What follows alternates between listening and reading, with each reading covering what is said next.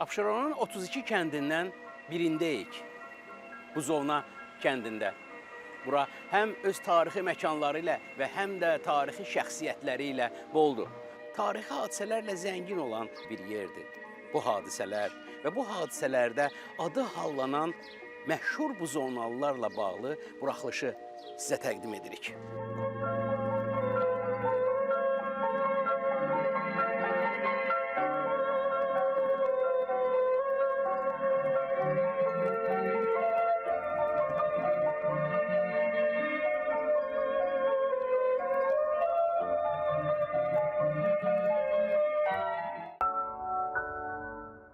Mehdiqulu bəy buzovnada tanınmış şəxsiyyətlərdən biri idi.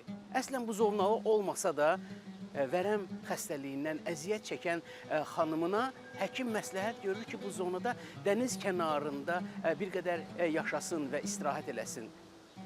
Və bütün bunları nəzərə alaraq Mehdiqulu bəy Buzovna kəndinin düz ortasında 2 mərtəbəli gözəl bir mülk tikdirir. Düzdür, burada xanımına yaşamaq və müalicə almaq deyəsən nəsib olmur. O erkən dünyasını dəyişir. Amma Mehdiqulu bəy böyük ehtimalla həyat yoldaşı vəfat edəndən sonra böyük mülkün bir hissəsini məktəbə verir. Bu hadisə 1903-cü ilə təsadüf edir. 1903-cü ildə burada artıq məktəb açılır. 1920-ci il gəlir. Hakimiyyət bolşeviklər tərəfindən qəsb olunur. Mehdiqulu bəy öz mülkünü tam olaraq məktəbə hədiyyə edir. O zamandan məktəb burada fəaliyyət göstərir. Məktəbin içəri tərəfində binanın üstündə onun hicri tarixi ilə tikilmə zamanı da göstərilib. Bura Buzovna kəndinin ən böyük və qədim məktəblərindən biridir. Hal-hazırda bu məktəb 1-ci Qarabağ şəhidi Hatəm İskəndərovun adını daşıyan məktəbdir.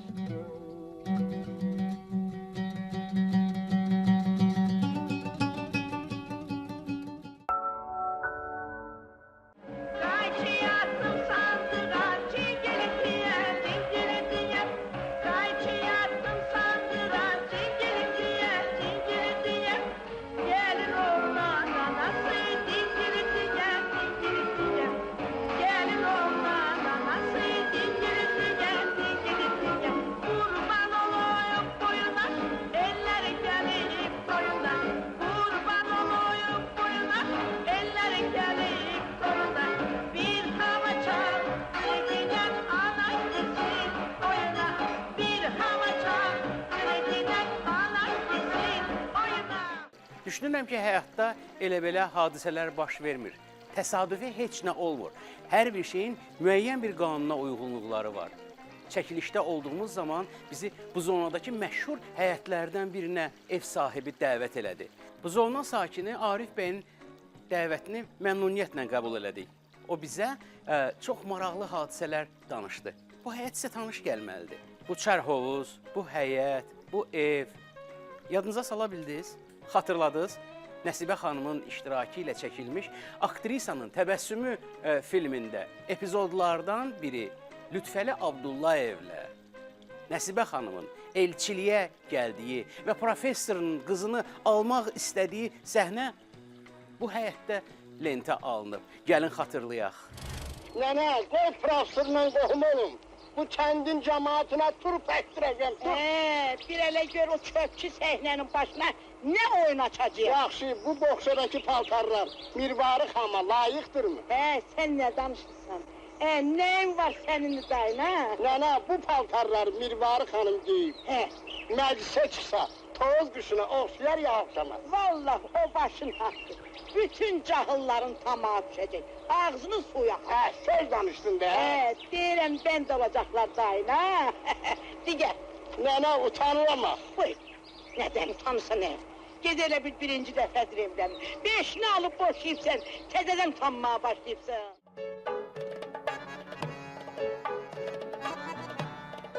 Nəsibə xanım haqqında danışmışkən, bilirdiniz ki, Nəsibə xanım özü də əslən Buzovnalıdır. Atası Cahangir bəy Buzovnanın tanınmış şəxsiyyətlərindən biri olub. Amma uzun müddət şəhərdə yaşayıb. Nəsibə xanım da şəhərdə dünyaya göz açdığından bu barədə məlumatlar çox azdır.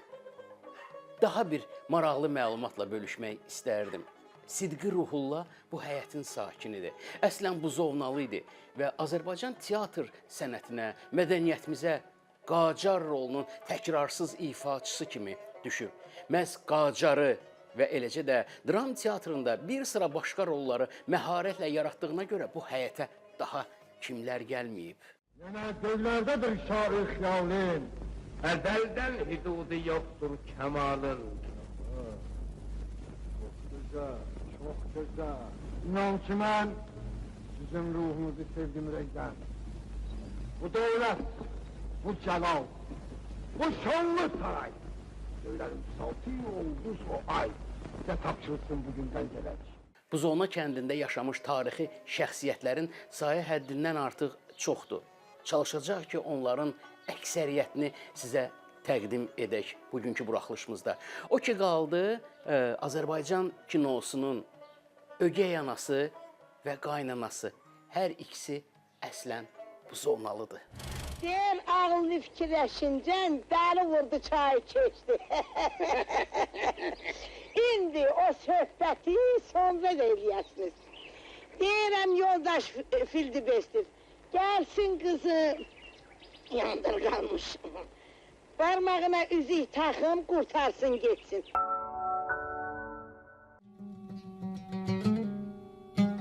Onun qəbirstanlığı Buzovnadakı və ümumiyyətlə Abşerondakı ən qədim qəbirstanlıqlardan biridir. Burada eramızdan əvvəl 300 ildən qabaq da dəfn olunmuş insanlar olub. Təəssüflər olsun ki, bu qəbirlərin bir çoxusu itib. Əslində, Hun qəbirstanlığının ərazisi çox böyük olub. Hal-hazırda balaca bir hissədə qalmış yerdə sənduqə qəbirlərə rast gəlmək mümkündür. Maraqlıdır. Qəbirlərin bir çoxunun üstündə çox maraqlı simvolikalar var. Bu simvolikalar həyat simvolu olan ağacdan və ya svastikadan, eləcə də günəşdən və bir də qəbirdə uyuyan insanın hansı sənət sahibi olmasından gedir. Buradakı bir sıra qəbirlərin üstündə at və qılınc şəkli var. Döyüşkən sərkərdələrin qəbirləridir bunlar. Baba, bu nədir? Bizim kənddə belə bir adət var bala. Qəbr üstə həmişə şəkil çəkərlər. Bax, at çəkiblər. Ha, bu Zülfüqar kişinin qəbridir. Rəhmətlik Mehtəridir.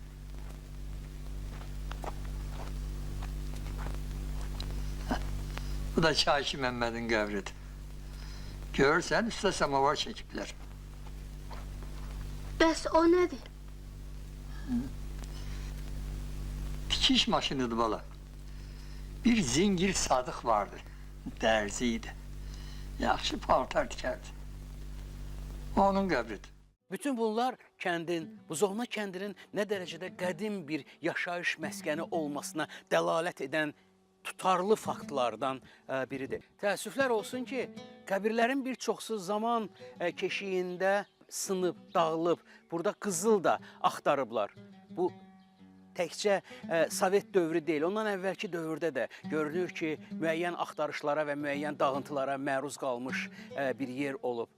Amma bugün biz öz tariximizə sahib çıxmasaq və bu yerləri qorumasaq, onları bərpa etməsək, gələcək nəslə heç bir şeylə sübut edə bilməyəcək ki, Abşeron ərazisi və o cümlədən Buzovna kəndi Abşeronun ən qədim yaşayış məskənlərindən biridir. Mütləq bütün bu ərazilərə sahib çıxmaq lazımdır. Burada abadlıq işləri aparılmalı və gələcək nəslə və eləcə də ölkəmizə gələn, ölkəmizin tarixi ilə maraqlanan və bir sıra hallarda deyilən sözlərə inanmayan bəzi qüvvələrə əyani sübut olaraq bütün bunlar hamısı göstərilməlidir. Məncə bu ən doğru yol olacaq.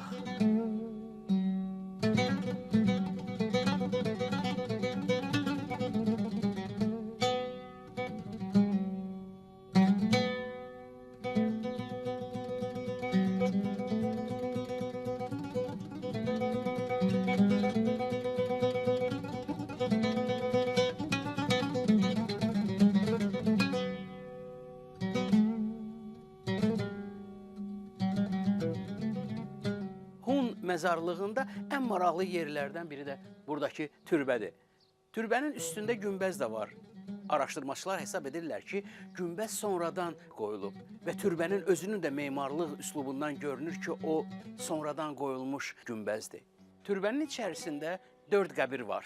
Kitabədən onun kimə məxsus olması haqqında məlumata malik olmaq olar. Bu, Xəlifə Əli və Məhəmməd Mömin türbəsi anlamına gəlir. İçəridəki qəbirlərdən ikisi daha böyük, ikisi isə nisbətən balacadır. Ehtimal olunur ki, başı papaqlı olan qəbirlər kişi xeylaqlarına, digərləri isə ya uşaq ya da qadın qəbri ola bilər. Türbənin tikildiyi tarix 1641-ci il Səfəvilər hakimiyyəti dövrünə təsadüf edir.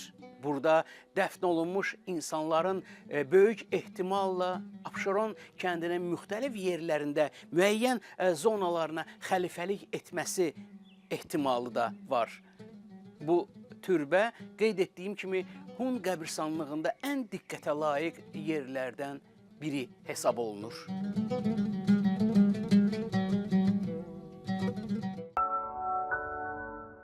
Abşeron kəndləri arasında ən möhtəşəm və ən gözəl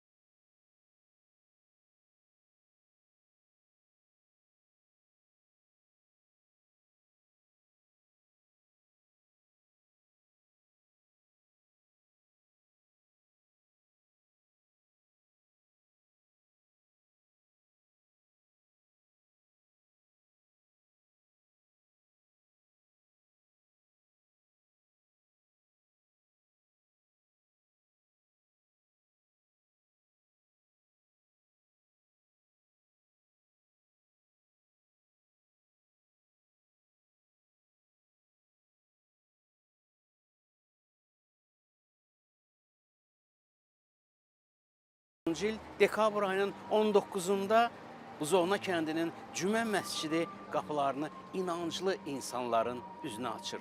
Allahın evinin qapıları.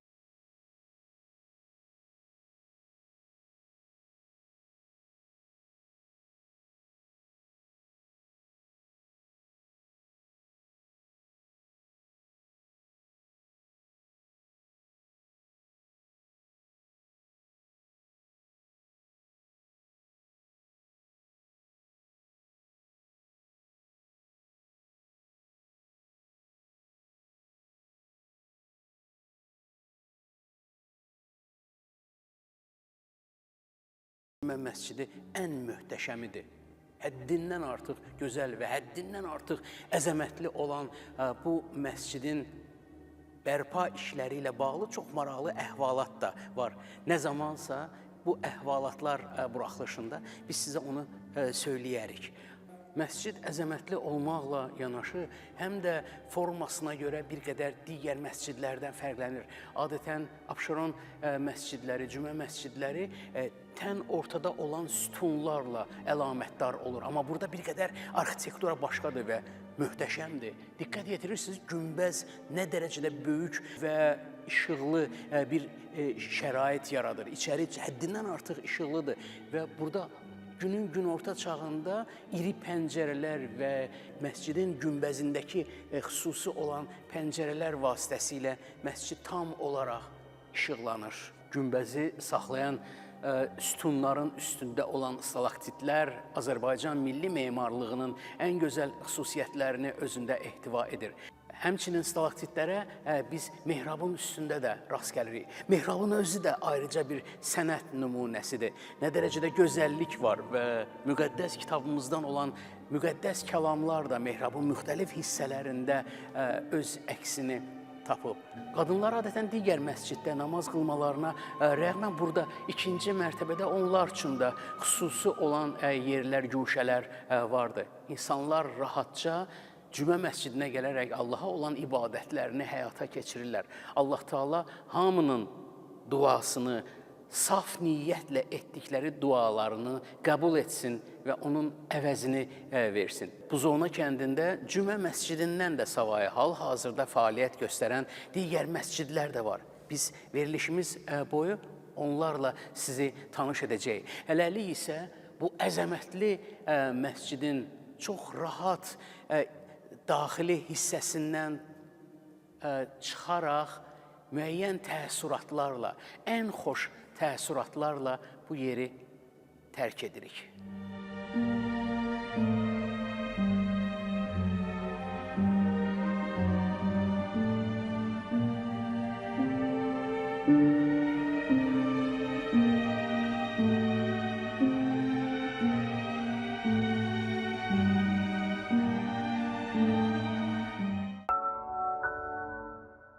Bu zonada çox qəribə tarixi abidələr var. Onlardan biri Buzovna cəmaatı tərəfindən Tərsa piri adlandırılır. Maraqlıdır, Tərsa sözünün mənası bilirsiniz nədir? Yəni bizim dindən olmayan, onlara el arasında Tərsa deyərlər. Həmin Tərsa pirinin tarixi ilə bağlı bir sıra ziddiyyətli məlumatlar var. Bir qism alimlər hesab edir ki, o Alban dövrünə aid olan bir abidədir. Digərləri isə bunu xristianlıq dövrü ilə əlaqələndirirlər. Əslində, burada hər iki variantın müəyyən dərəcədə yaşamaq hüququ var. Diqqət yetirsəz, burada olan hissələrdən biri daha qədim dövrə gedib çıxan bir tarixi məkandan xəbər verir. Həmin o balaca hissənin bir fraqmenti qalıb. Daha sonraki dövrdə, əgər dəqiqləşdirsək, 1830-cu ildə onun üstündə daha iri bir tarixi abidənin olması faktı gözlərimiz önündədir. Sonraki tikinti nəsranilərə xas olan stildə inşa edilmişdi. Deyilənlərə görə buranın sökülməsinin qarşısını alan Mircəfər Bağır olub. Hətta burada söküntü işlərini aparan iki qeyri-millətdən olan şəxsin buradan sürgün olunmasının da o göstəriş verib. Qaydaq tarixi abidəyə. Bu yerdə sözsüz ki, hansısa türbə və yaxud hansısa bir abidə olub, onun üstü sonradan götürülüb. Bu şübhəsizdir. Son dövrlərdə təəssüflər olsun ki, burada müəyyən proseslər baş verir. Yerə baxsaq, çoxlu sayda şüşə qırıntısı görərsiniz. Maraqlıdır ki, burada sanki qorxunu çıxarmaq söhbətini edənlər heç əslən buzovnalılar deyil. Hər halda, yəqin ki, arxivlərdə buranın nə cür olması ilə bağlı hansısa bir layihə və ya eskiz qalmamış olmaz. Zənnimcə buranı bərpa edib, yenidən tarixi abidə kimi qorumağa dəyər. Və belə işləri zənnimcə görmək 21-ci əsrdə yaramaz.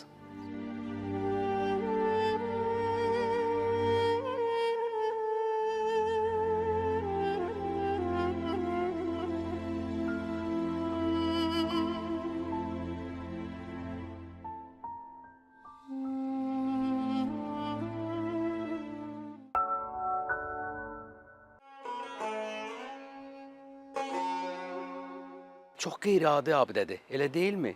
Qaya üzərində inşa olunmuş pir. Abşeron ərazisində 3 yerdə belə pir mövcuddur. Onlardan biri Suraxanda, digəri Şağanda, üçüncüsü isə Buzovnadadır. Yeri gəlmişkən Buzovnadakı həmin pir daha qədim dövrlərə aiddir. Üstündəki kitabədən məlum olur ki, burada hətta pirin kimə məxsus olması haqqında yazı da var. Yazıda bu sözlər həkk olunub. Bu qəbir Tərsa Bəhramə Səmavərzindir. 760-cı il Məhərrəm, yəni 1306-cı tarixdə vəfat etmişdi. Buzovna cəmaatı arasında bu yer Qarapaltar piri kimi də təqdim olunur. Əslində, burada içəridə zamanında bir neçə qəbir olması haqqında günlərimizə qədər gəlib çatan məlumat var. Dəfn olunan insanın qeyri-müsəlman olması da məlumdur. Məşəd xanım Nemətin apardığı tədqiqatlar nəticəsində onun kimliyi də müəyyən olunub və prinsipcə biz həmin insanın kim olduğu haqqında kitabədə yazılan məlumatdan sizə informasiyanı çatdırdıq. Türbə və yaxud da pir qaya daşın, sal qayanın üstündə inşa olunub və çox məharətlə, bacarıqla inşa olunub. O hal-hazırda özəl həyətlərdən birində yerləşir və həmin həyətin sahibi təkcə öz həyətini deyil, bu tarixi abidəyə də diqqət göstərib və onun müəyyən dərəcədə bərpasında və qorunmasında yaxından iştirak edir. İsmail müəllim, sizə təşəkkür edirik.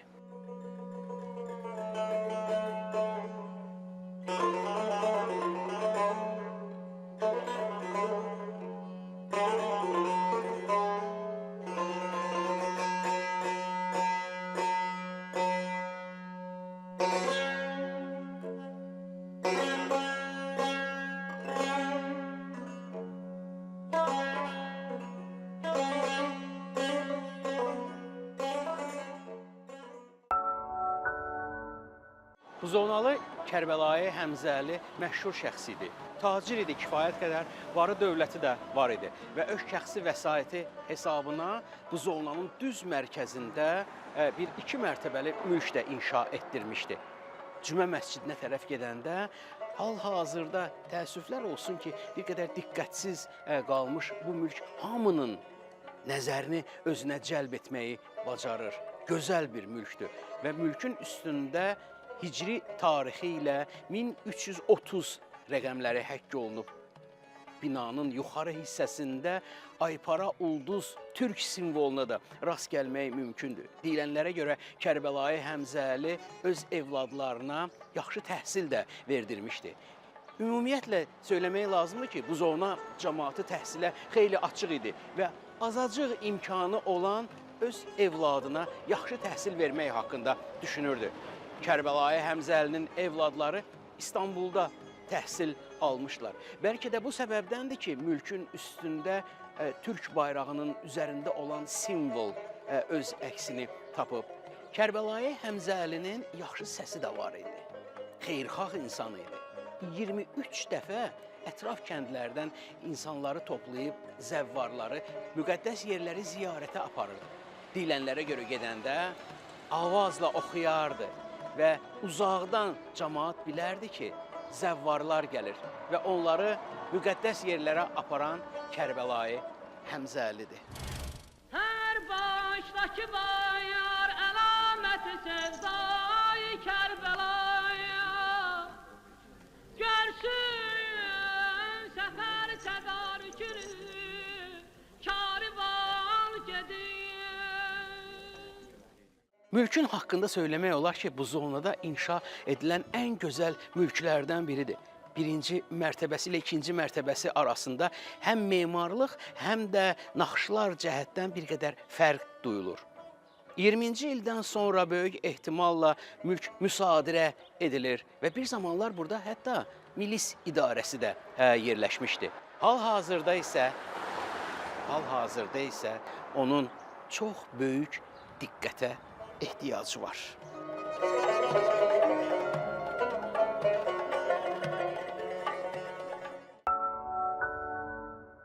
Əvvəllər Buzovnanın mərkəzində olan bu küçə Ruhullah Axundovun adını daşıyırdı. Hal-hazırda isə Əziz Mirəhmədov küçəsində olan bir mülk diqqətimizi cəlb etdi. Üzərində olan şəkillə və barelyeflə. Ondan məlum oldu ki, bu kəndin xalq qəhrəmanı adına layiq görülmüş Hacı İskəndər əsl qoçu və igid olan insan bu mülkdə yaşayıb. Hacı İskəndər haqqında nəyi bilirik? Bir o qədər də çox məlumat yoxdur. 1918-ci il hadisələri zamanı özünü müdafiə batalyonu yaradaraq əhalini silahlandırmış və kəndin müdafiəsinə xidmət göstərib. Sovet dövrü gəldikdə onu təqib altında saxlayırlar. Hacı İskəndər çox əziyyətlərə və məşəqqətlərə məruz qalsa da, Ruhullah Axundov onu həbsxanadan xilas edir. Amma 1937-ci il gəlir və bir çox qoçular kimi Hacı İskəndər də həbs olunur.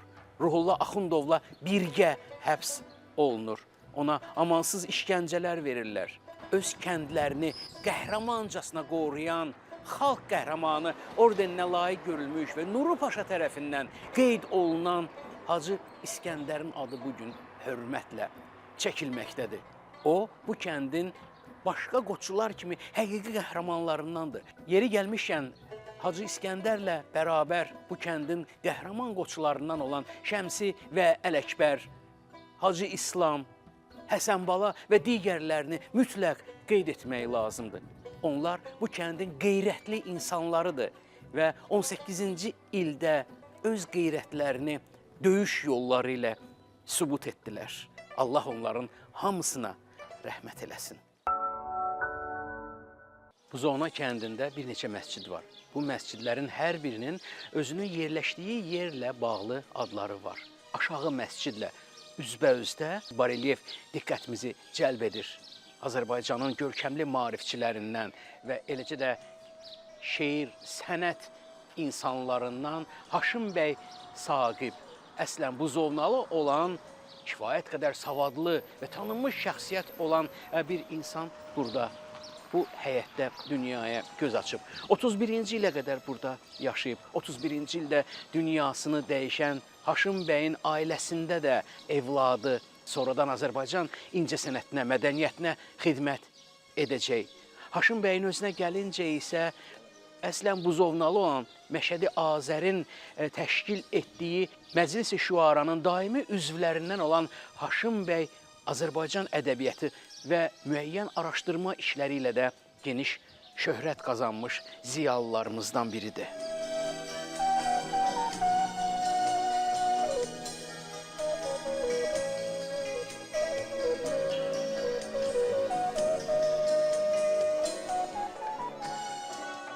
Nəcibə xanım Məlikova, Haşim bəyin qızı.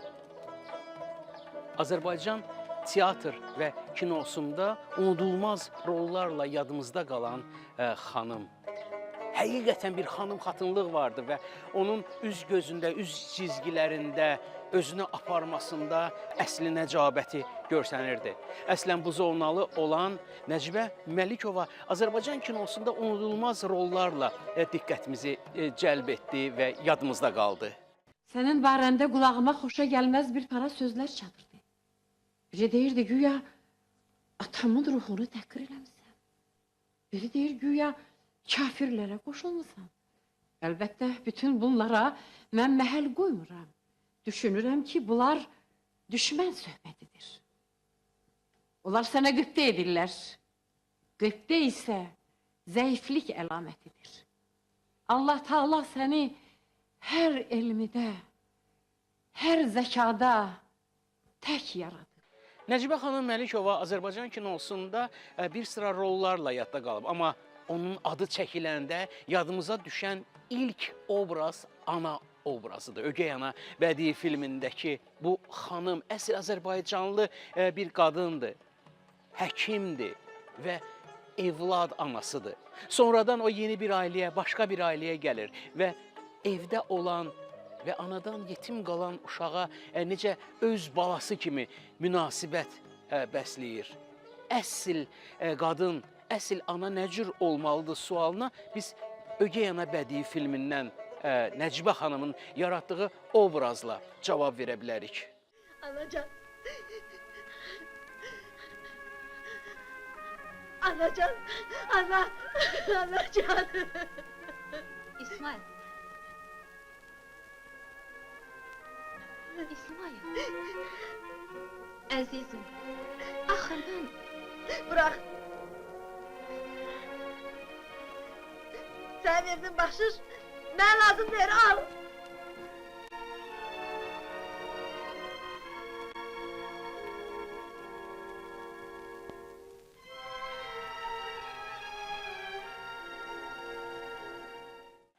Nəcibə xanım Məlikova haqqında danışanda sözsüz ki, Əhməd hardadır filmindən Nərgiz xala obrazını da xatırlamaq lazımdır. Onun yaratdığı ən yaxşı rollardan biridir.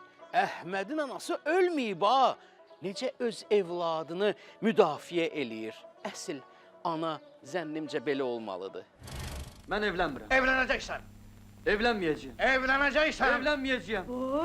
Mənə şirin oğlu şirin kişi deyərlər. O saat qulaqlarından divara mıxlayaram. Değme ata, değme. Az tutsanız beni. Əhmədin anası ölməyib ki, ona əl qaldırasan ha! Bəri gəl. Qorxma. Hərbə zorba gəlirəm. Hə. Amma adlarını çəkdiyim rollar Nəcibə xanımın kinoda ilk işi deyildi. İlk işi 1947-ci ildə idi. Bakı kinostudiyasında Fətəli xan filmi çəkilirdi. Bu filmdə onun tərəf müqabili Ələsgər Ələkbərovdur. Yeri gəlmişkən bilirdiniz, Ələsgər Ələkbərov da əslən buzovnalıdır. Bu kəndin yetirdiyi ən böyük aktyorlardan biri, SSR xalq artisti, yaşadığı zamanənin ən möhtəşəm adına layiq görülmüş böyük sənətkarımız Ələsgər Ələkbərov. Bakı şəhri odlu qaladır. Mənə bu qalanın açarı lazımdır. Onu sən fethetməlisən.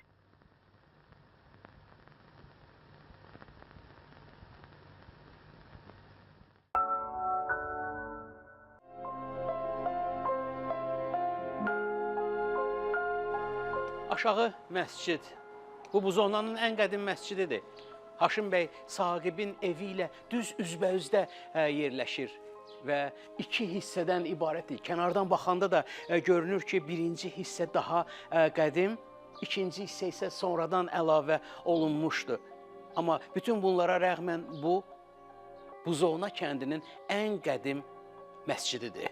Aşağı məscidin Bakıxanovlar tərəfindən inşa edildiyi də məlumdur. 1688-ci ildə inşa edilmiş məscid haqqında danışarkən mütləq bu faktı qeyd etmək lazımdır. Bu məscid Abbasqulu Ağa Bakıxanovun ana babası Hacı Məlik Məhəmmədxan Hacı Əmir Məhəmməd oğlu tərəfindən tikilib.